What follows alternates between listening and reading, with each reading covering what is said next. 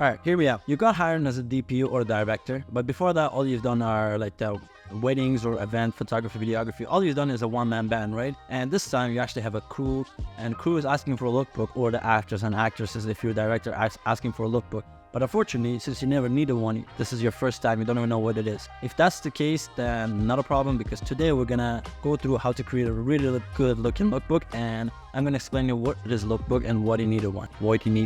Anyways, let's go. First things first, let me explain what a film lookbook is. A film lookbook is a visual and conceptual guide used in the pre-production stage of filmmaking. It's a comprehensive document that provides a visual representation of the intended style, mood, and aesthetics of the film project. Think of it as a visual reference book that helps the filmmaking team, including director, production designer, costume designer, cinematographers, and actors understand, align with the creative vision of the film. So technically what lookbook is, if you're a director, whatever you have in your head, however you visualize the movie or film or feature film, short film, however you visualize it, you gotta put that into a lookbook where you can explain everything, starting from your colors, the location, the costume, the music, and all those things. Technically, whatever you have in your head, put that on a piece of paper, or in this case on a lookbook, and give it to your crew or to actors and actresses where they can understand how you're envisioning this specific movie.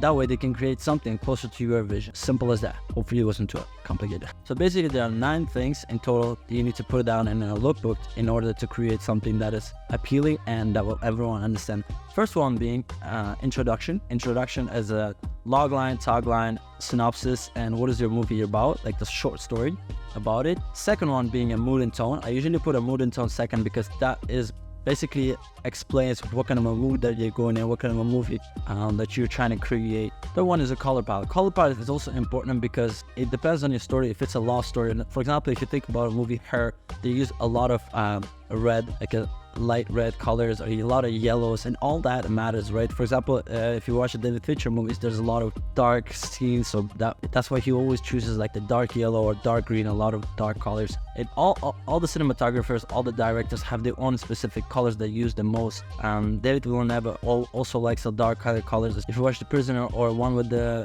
Sarkari, I think it was like somewhere south in Texas, it was really good movies, and he used a lot of colors with the complementary colors on that one as well. So all those things matter, and that's why color palette also is really important. Number 4 is character and costume design, but from my opinion, it's not as important as the first 2 because it depends on your short or your feature film. If your feature film or short film is based on 1980s, then obviously you should be more specific about your costume design, because in that age, like the overall outfit of the people, wore was completely different than what we're wearing right now. But if your movie is from 2010 or 2022 or whatever, it's not really a big difference how the clothes look from then compared to now. So I just don't think it's really important when it comes to a lookbook. However, if you're doing a treatment for a music video, then it's a completely different story. Location and set design. This is really important from my perspective because depending on your story, is it a futuristic, is it historical, or is it romance, the present time? All that will matter. So if you're shooting something romance related, then obviously it's going to be probably something related to 2023. So I'm guessing a lot of your locations are going to be half outdoor, half indoor, right? But if you're shooting a lot of historical or the futuristic, then you might be in the studio the whole time. All that matters, and because of that reason, I think it's really important to put location and set design. How do you want the place to look like? So that way your crew knows how hard it's going to be to look the place, and your actors and actors know how to prepare for it and all that, blah, blah, blah. Yeah, location and set design, sorry.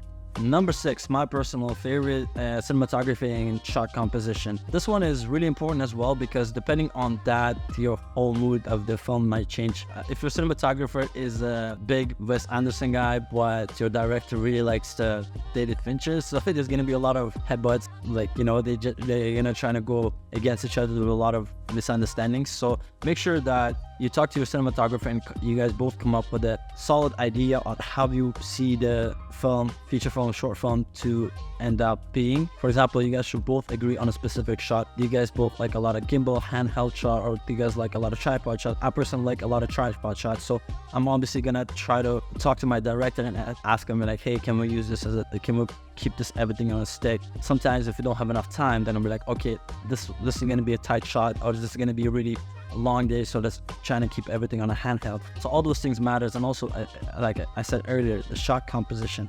If you really love everything to be symmetrical, that's going to be really tough because it takes a lot of effort and time to create something super symmetrical. So, but if your director doesn't like it, there's going to be a lot of misunderstanding between each other. So make sure that you guys both on the same wavelength, on the same path, and create something that both of you will like at the end of the day. Shot composition and cinematography. Number 7 is storyboarding. Storyboarding is not as important when it comes to a lookbook. Some people do put it down, like me specifically, scenes were really hard to explain, just to show how they envision it, if it's really hard to explain. But most of the time, lookbook is mostly for director and the crew to understand what kind of shot is going to be, and also cinematographer, what kind of shot is going to be. Is it going to be like a hard handheld that everything is going to be a lot of movement, or mostly just a static shot where actors going to move up, sit down and get up and move from, like, change of composition that way. It is also important for actors as well. However, it's not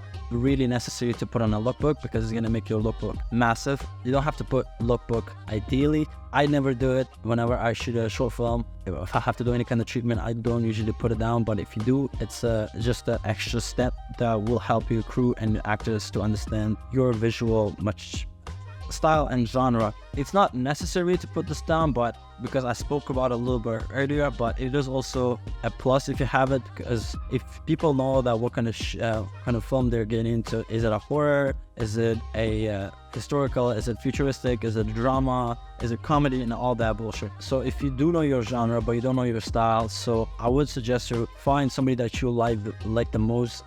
My favorite, I probably said that earlier, my favorite is David Fincher. I also like David Villeneuve, but I like cinematography of Emmanuel Lubetsky. All those guys, I try to take a little bit of all of them and put it together and create my story that matches my vision. And I would suggest you do the same. Just find your best cinematographers and directors and just copy their work. Not like copy, but just look at their work and try to come up with your own style and own genre. The way how I see it, it's the hardest part from my opinion, because I have to find like 100 to 200 photos, and whenever people see the specific photo related to the scene, they have to have the same vision as I do, and that's the whole point of it. So basically what you want to do is make sure your lookbook is filled with photos of what specific look do you want to have. Do you want to have a dark, really like dark scenes where, for example, Gone Girl type of scene? If you want to make sure that you can provide the best understanding of your vision to the rest of the crew and actors and all the directors and everyone, or cinematographers and everyone, then make sure they